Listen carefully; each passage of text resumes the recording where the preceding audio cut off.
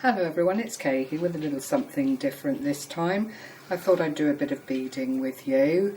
I have recently purchased a pattern online from mybeadpatterns.com, and if I just show you the front page here, this is what I am in the process of making using size 11 Delica beads.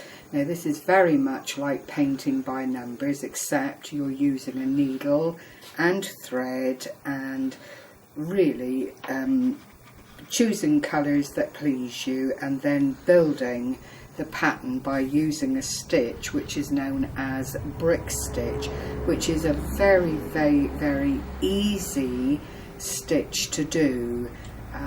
I've long been doing this stitch, and it is relaxing. It takes a long time because the beads are really tiny, but the finished effect is absolutely wonderful. Now this pattern was created in 2008 by Juanita Carlos, and it's been put together by one of her beading friends. And I can't remember the lady's name. If I come across it on the pattern, I'll let you know. But basically, I've well started this project, but I thought you might like to see it in all its glory. This is how it comes about. These are all the beads, and as I said to you, they are tiny little beads. This is size 11. They're called Delica beads, and primarily to make a project like this you want cylindrical beads that are all the same size, which makes them probably a bit more expensive than buying round seed beads, or indeed less polished beads, we'll say. There are imitations of just about everything available on the internet to buy, but to do this project justice you really do need the Delica beads, which are tubular. They will take a needle of this size. I don't know, I think it's probably a 13, but I am not absolutely sure, and that is thick enough to go through each of the tiny little beads and have them layered up in this fashion. So I'll just do a little bit of stitching here to show you how it goes, and it really is very straightforward from the very first line. I always lay out a couple of rows of beads just to speed up the process and to make sure that I get the pattern right, because you can see from this, if a mistake is made, it's going to shout. It really does shout if something untoward occurs. And what you're actually doing is a circular stitch in effect, and you pick up your bead, let it run to the bottom of the needle, and on the end here is the first bead, and you notice I'm stitching towards myself, which makes a little circle. And what happens is, when it's pulled into place, is that the beads then snuggle up beside one another, side by side, and that is in essence the stitch. So I go back through that stitch again. I always tend to pull my thread quite tightly, and I pick up the second bead, which is a white, let it fall down, and I go through the next bead in the process, come back through that white bead again, and you can see the circle taking effect. Hold on to that little bead and pull the thread tightly, and the following bead, and this is really all there is to it. It's a constant circle of stitching. I'm using fireline thread, which in my opinion is the best thread for beaders on the market. There's no stretch with it. It has a 6-pound tension weight, which means, you know, for this kind of thing It's very easy to use, very easy to slot your beads into place. You can get, I think there are 3 different colours with it, the white, black, and then there's a colour called crystal, and it is relatively see-through. With this kind of beadwork you are likely to catch glimpses of the thread, so in an ideal world you don't want anything that's going to stretch out or shout out within the beadwork. So I'll keep going and rabbit away as I go, and all the time hopefully you can see as I pick up a bead I am making this circle, pulling the thread tight so that all of these little tubular beads are slotted in next to one another. This is not a very difficult pattern. It's actually almost 2 inches wide, so it is a showpiece on the wrist. You wouldn't want particularly to have anything wider than that, I think, because it tends to look a bit garish. You want something, unless you're very, very slender and you can carry a thicker band, you want something that's going to look good on your wrist and look as if it belongs there. There are variations of these designs available. You can, if you are mathematically minded, actually get graphed paper and design your own patterns, which I have done in the past and quite enjoyed doing. But because it is a tubular bead and it is absolutely flat once it's stitched together, there aren't many variations on a theme. It all comes down to the colour of the beads that you use and the integral pattern that you decide to display with the beads. I personally would always use Delica beads for this kind of work. I have tried the lesser options, and they tend to be a little bit smaller here and there, or they might even break under the pressure of being tensioned into the pattern, because at the end of the day it is little glass beads. They're not plastic or, you know, made of acrylic. It is actual glass beads to give the best effect to your work, and that's another reason why using the Delica beads is a good idea, because there are no rough edges on these beads that could bite their way through the thread as you work away with it.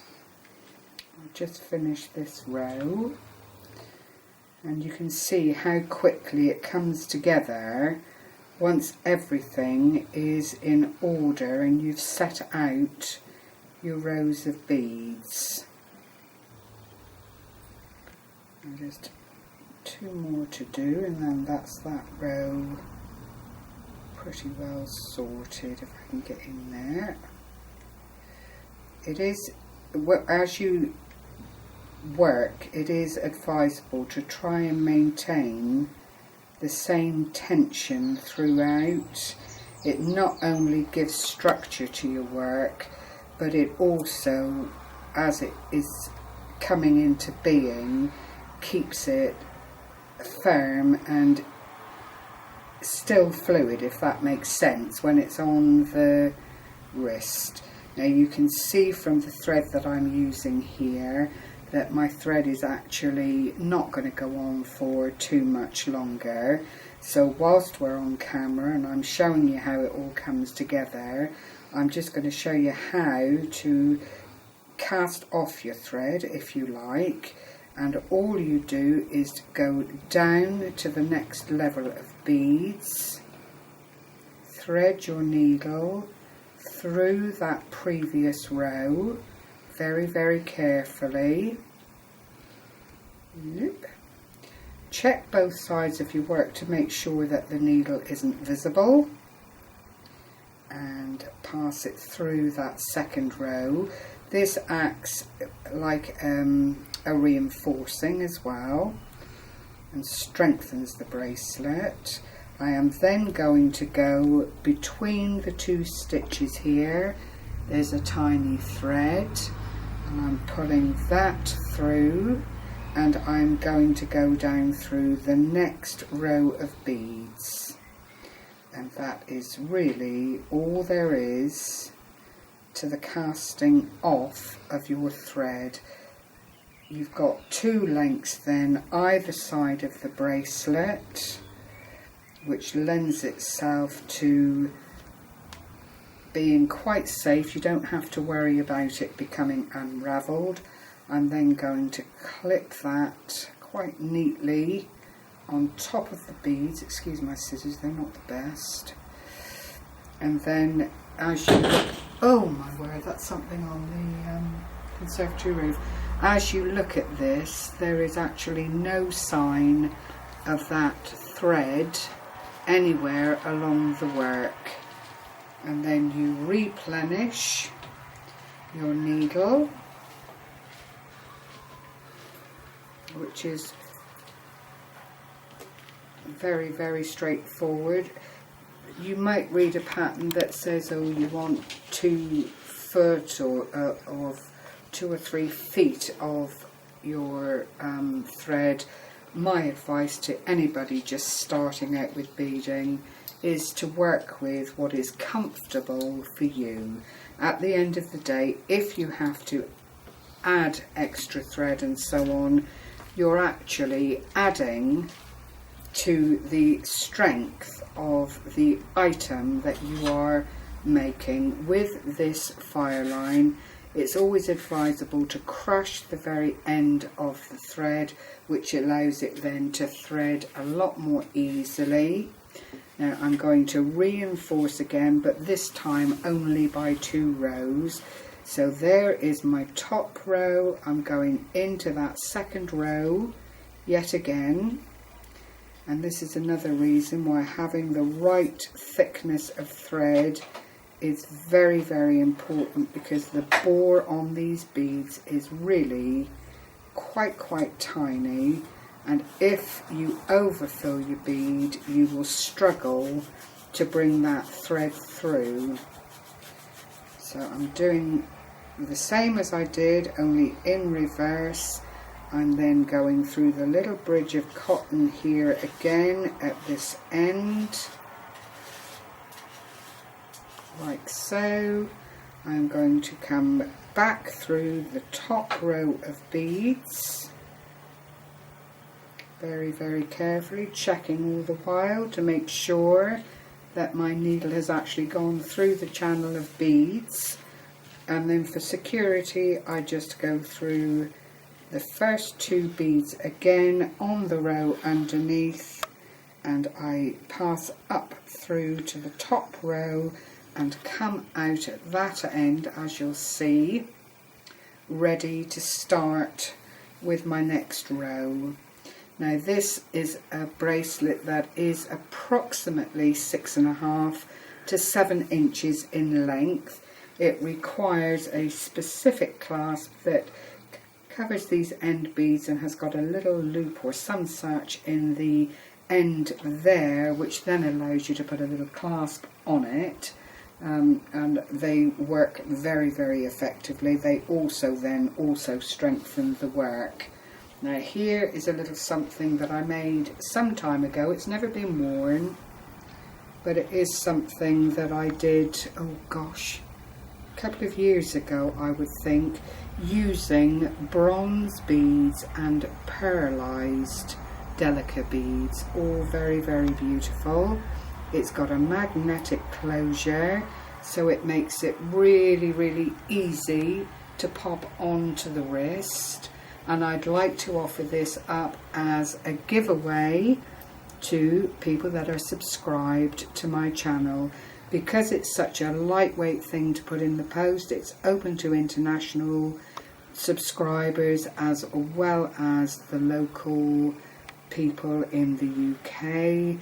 If it's something that you would like and you would wear, then please put underneath the video, count me in, because it is a counted stitched bracelet, and I will draw the winner on the 15th of May, and we'll get that out then to whoever is chosen. You can see from the bracelet that there are many different designs.